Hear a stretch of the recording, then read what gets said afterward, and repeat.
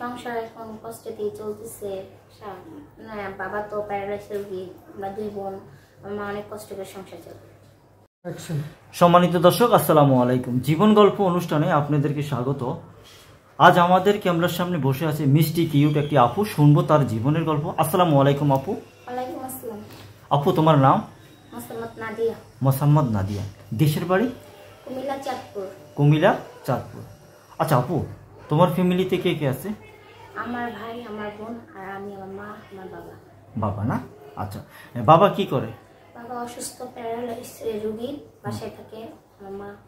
মা না? আচ্ছা, তো ভাই, তোমার শুনলাম নাকি তোমার ভাই নাকি বিয়ে করে আলাদা হয়ে গেছে, সেই বিষয়টা কি? ভাই বিয়ে করছে, আলাদা থাকে, তার সংসার আছে। তো তোমাদের সংসারটা কিভাবে চলে? সংসার এখন কষ্টে দিয়ে চলতেছে। বাবা তো প্যারালাইসিস রোগী, আমরা 2 বোন, মা অনেক কষ্ট করে সংসার চলে। তাই? জি। আচ্ছা আপু, এখন বিষয়টা হলো, তুমি কি নামাজ পড়ো? নামাজ পড়তে পারো? হ্যাঁ। জি। কোরআন শরীফ? হ্যাঁ, পারি। মানে নামাজ, কোরআন শরীফ সব। আচ্ছা, এখানে আসার উদ্দেশ্যটা কি একটু বলবো আপু? এখানে আসার উদ্দেশ্য একটাই, যে আমি এমন একটা মানুষ চাই যে সে আমার পাশে থাকবে, আমাকে ভালো আদর যত্ন রাখবে, এরকম একটা মানুষ চাই। তাই? সে 5 ওয়াক্ত নামাজ পড়ুক।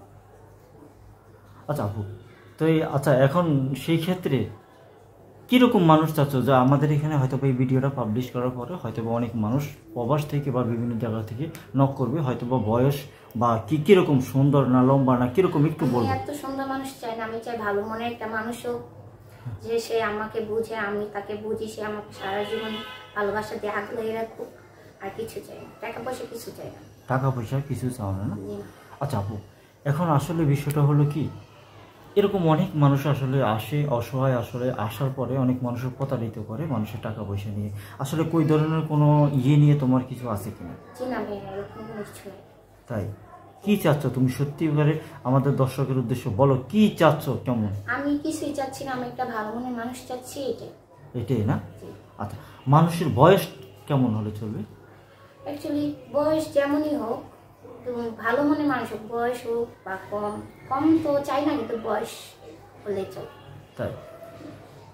আচ্ছা আপু, এখন তোমার সাথে দর্শকরা কিভাবে যোগাযোগ করতে চায়? হ্যাঁ, আপনার মাধ্যমে যোগাযোগ করলে তাই হবে। তাই?